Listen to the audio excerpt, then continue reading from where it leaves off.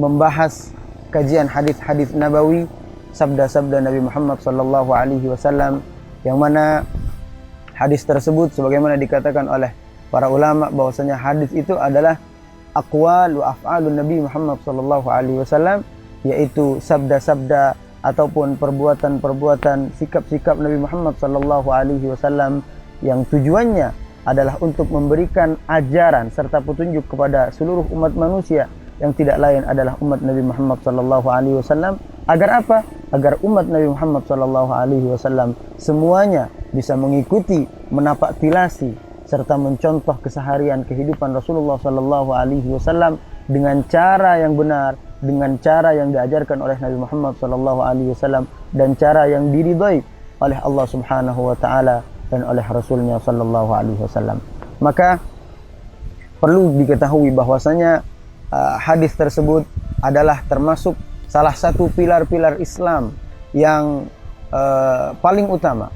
Sebagaimana dikatakan oleh para ulama bahwasanya usulul islami arba'atun, yaitu pilar-pilar Islam ada 4. Di antaranya adalah yang pertama Al-Quran, yang kedua adalah Al-Hadis, yang ketiga adalah Al-Ijma', kemudian yang keempat adalah Al-Qiyas. Maka hadis ataupun sabda Rasulullah sallallahu alaihi wasallam dalam hal ini menempati posisi kedua di antara semua pilar-pilar agama.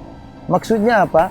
Bahwasanya tuntunan bagi manusia, ajaran bagi manusia, pedoman bagi umat manusia di dalam kesehariannya, di dalam kehidupannya, ada 4 pokok yang wajib dijadikan pedoman di dalam tuntunan kehidupan keseharian kita. Yang pertama adalah Al-Quran, karena Al-Quran adalah kalamullah Subhanahu wa ta'ala, yang mana la ya'tihil haqqu min baini yadayhi wa la min khalfih, yang mana Al-Quran tersebut tidak didatangi ataupun tidak dimasuki oleh kebatilan baik dari depan ataupun dari belakang, mana Al-Quran tersebut adalah kitab suci yang diturunkan oleh Allah Subhanahu wa ta'ala kepada Nabi Muhammad sallallahu alaihi wasallam, dan mana Al-Quran tersebut adalah firman Allah Subhanahu wa ta'ala yang sama sekali tidak dimasuki oleh kebatilan dan dijaga langsung oleh Allah Subhanahu wa ta'ala, sebagaimana firman-Nya, inna nahnu nazzalna dzikra wa inna lahu lahafizun, sesungguhnya kamilah yang menurunkan Al-Quran dan kami pun yang akan menjaga Al-Quran tersebut. Oleh karena itu Al-Quran menempati posisi pertama di antara pilar-pilar Islam. Kemudian setelah Al-Quran, karena Al-Quran sudah sebagaimana kita ketahui bahwasanya Al-Quran adalah kitab yang sangat utama dan kitab yang paling mulia di dunia ini, maka rasanya kita tidak perlu berpanjang lebar untuk menjelaskan Al-Quran. Sedangkan Al-Hadis adalah menempati posisi kedua di antara pilar-pilar Islam. Kenapa? Karena hadis itu sendiri adalah sabda Rasulullah sallallahu alaihi wasallam, yang mana sabda Rasulullah sallallahu alaihi wasallam sebagaimana disebutkan dalam Al-Quran, beliau Rasulullah sallallahu alaihi wasallam la yantiqu anil hawa, seseorang yang tidak pernah berucap yang mana ucapan tersebut timbul daripada hawa nafsu beliau. Terus bagaimana sabda Rasulullah, bagaimana ucapan Rasulullah, dari mana berasal ucapan-ucapan Rasulullah SAW? Disebutkan oleh Allah Subhanahu wa ta'ala, in huwa illa wahyun yuha.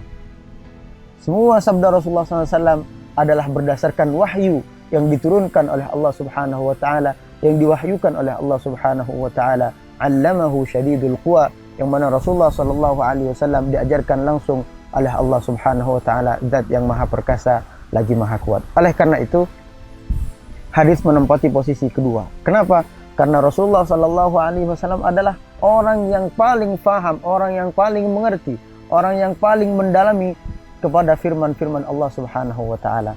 Oleh karenanya sabda Rasulullah SAW ini adalah penafsiran terhadap Al-Quran, penafsiran, penjabaran terhadap Al-Quran yang paling syamil kamil, penafsiran yang dan penjabaran serta penjelasan yang paling lengkap dan paling utama di antara penafsiran-penafsiran yang lain.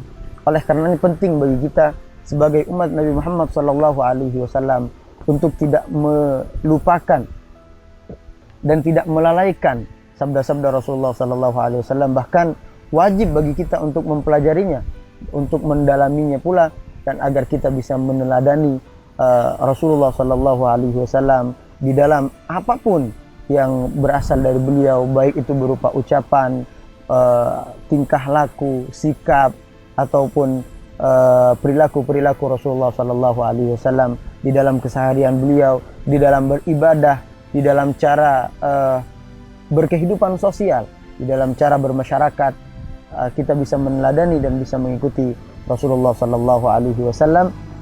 Maka semoga dengan kajian hadis ini kita semua mendapatkan keberkahan daripada Allah Subhanahu wa taala, dan kita bisa lebih memahami dan mengerti isi kandungan hadis-hadis Nabi Muhammad sallallahu alaihi wasallam, sehingga dengan hal itu kita bisa lebih dekat lagi kepada baginda Nabi besar Muhammad sallallahu alaihi wasallam, dan semoga dengan hal itu kita bisa meneladani akhlak-akhlak beliau, tingkah laku beliau, dan ucapan-ucapan beliau di dalam keseharian kita, sehingga kita menjadi umat beliau yang paling baik. Amin Allahumma amin.